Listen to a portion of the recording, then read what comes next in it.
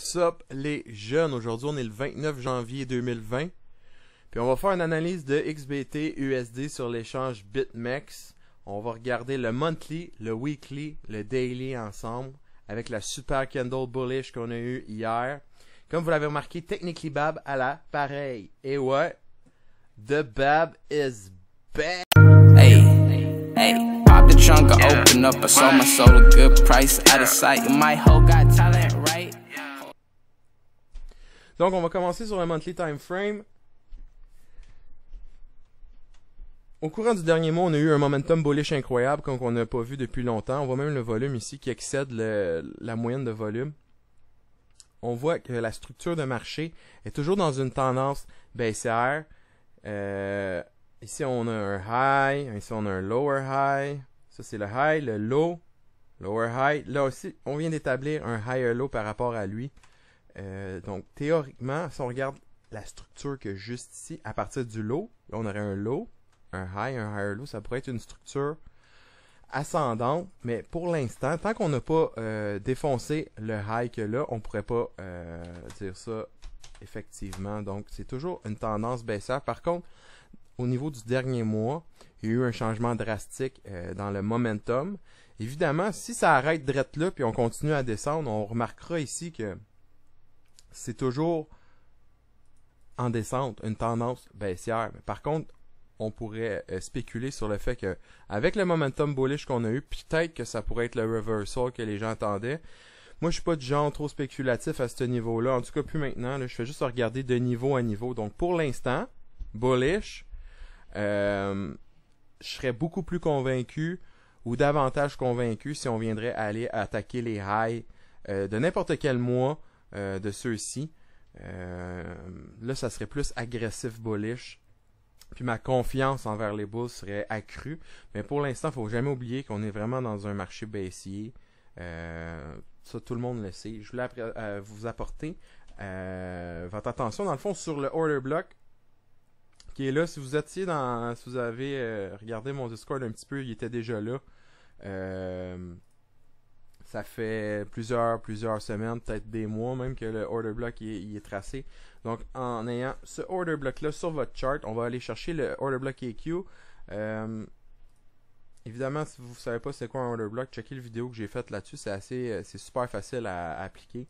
Puis le EQ, c'est juste l'équilibrium ou le milieu en fait d'un range ou d'un order block ou de n'importe quoi. Bref, le niveau médian du order block. Si on regarde juste ce niveau-là, on va dire que tu veux trader, rester dans un trade une couple de semaines, voire un mois, 2 mois, 3 mois, tu veux faire un long trade, tu aurais pu juste regarder le prix, défoncer l'order block complètement, il n'a même pas arrêté, il s'en est crissé ben raide. Boum, il part.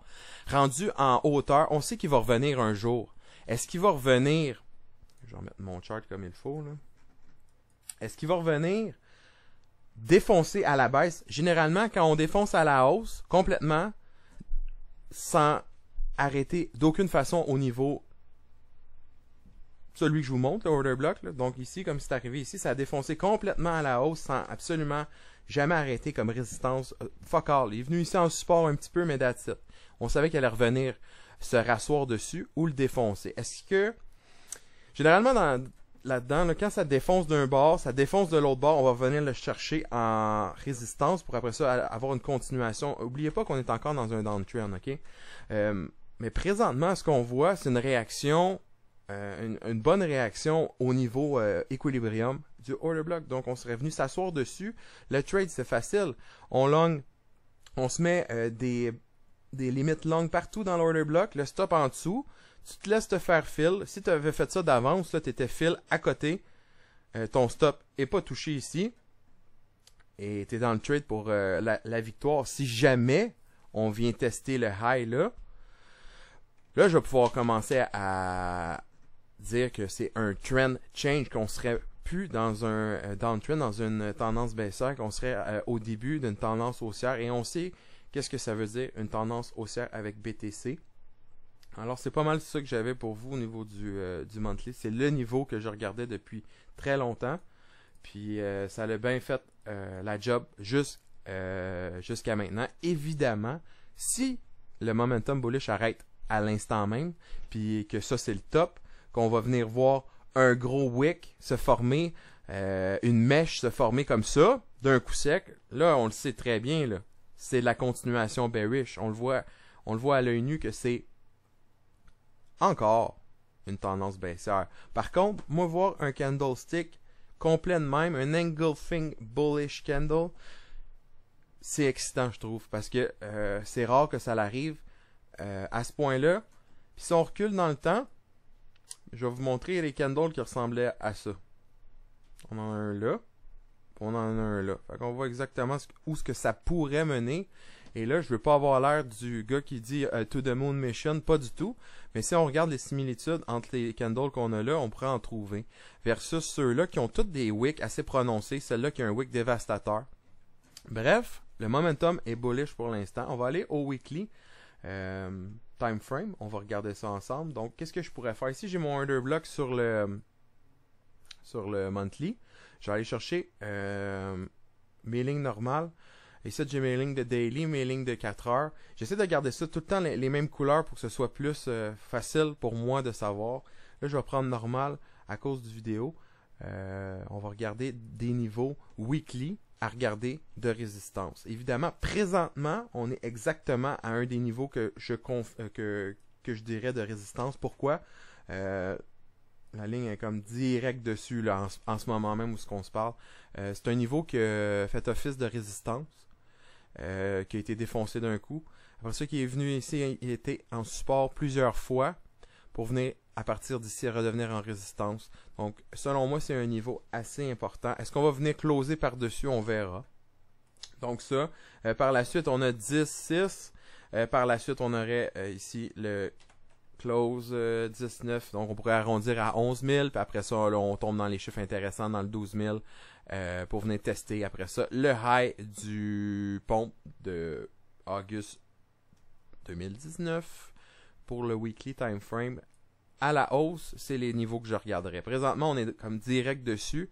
Alors, je trouve pas que c'est une place dans le marché où ce qu'on voudrait ouvrir une position. C'est pas le temps d'ouvrir une position là. Franchement, avec la bullishness qu'on a eu hier, j'aurais peur d'ouvrir un short. Puis, tu veux pas long après une montée comme ça.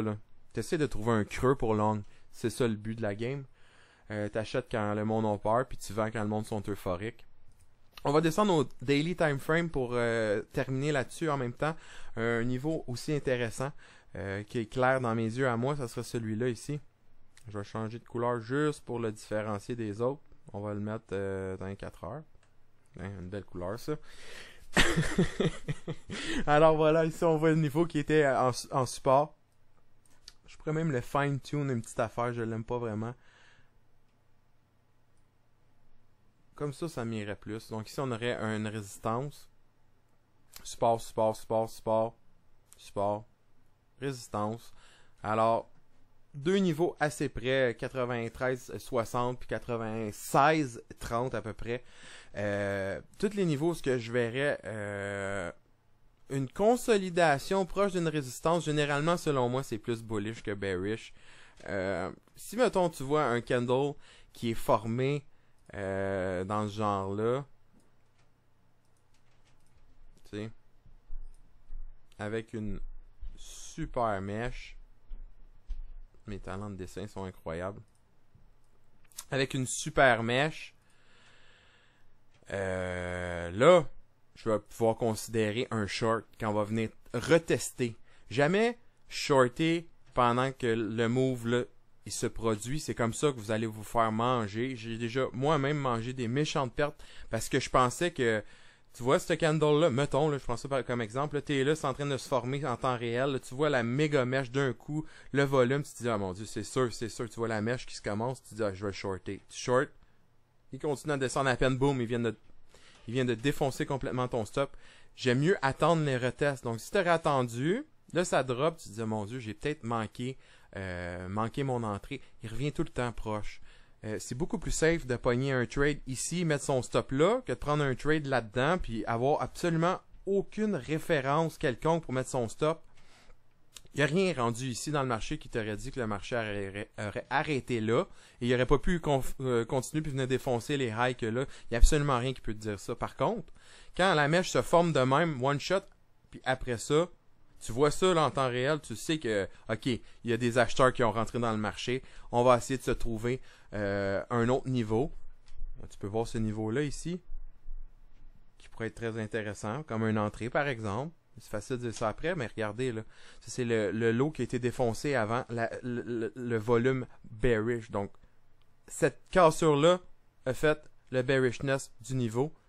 Ça aurait été une bonne idée. Regardez ici, toucher au pinpoint, ici, défoncer un petit peu. Mais vous voyez l'idée générale. Ne pas shorter ici en pensant que c'est le top, parce que des fois, ça le saura pas. Des fois, oui, ça va l'être, le top. Tu vas avoir une entrée de fou, tu vas pouvoir faire tes screenshots, mettre ça sur ton Twitter, avoir l'air d'un king. Mais il y a plus de pourcentage de chance, plus de probabilité de chance que tu te fasses manger. Fait que t'es mieux d'attendre que le marché te montre qu'il y a des vendeurs, en fait. Donc, tu vois la bearishness, là, tu te dis, OK, on va me trouver une entrée. Ici, le marché a brisé à partir de la fracture de ce niveau-là. Je vais essayer ce niveau-là. Comme short, tu mets des limites short de là un petit peu plus haut, de là à là. Puis tu mets ton stop à une place qui est logique en haut de la mèche. Alors, c'est pas mal ça que j'avais à vous montrer. Je voulais vous montrer que BTC, il y a plusieurs façons de le voir, plusieurs façons de l'interpréter. Mais en général, ça revient tout le temps à la même chose. On parle de support, de résistance. Puis plus qu'on va augmenter dans les time frames, plus que notre analyse va avoir de la valeur. Fait que si vous voulez juste regarder rapidement votre monthly time frame, appliquer les techniques que je vous ai montrées au niveau des order blocks. On peut aussi sortir, regarder le Fibo. Mettons, on se dit le Fibo à partir d'ici, qu'est-ce que ça dit? Là, on voit ici qu'on a été exactement encore dans le Optimal Trade Entry, une autre chose que je vous ai montré entre le 618 puis le 786. Encore une fois, si on regarde la confluence du 705 avec le Order Block EQ, et là, on commence à jaser, là, parce que si on regarde rapidement de même, on se rend compte que le Order Block EQ tombe aussi dans la même zone.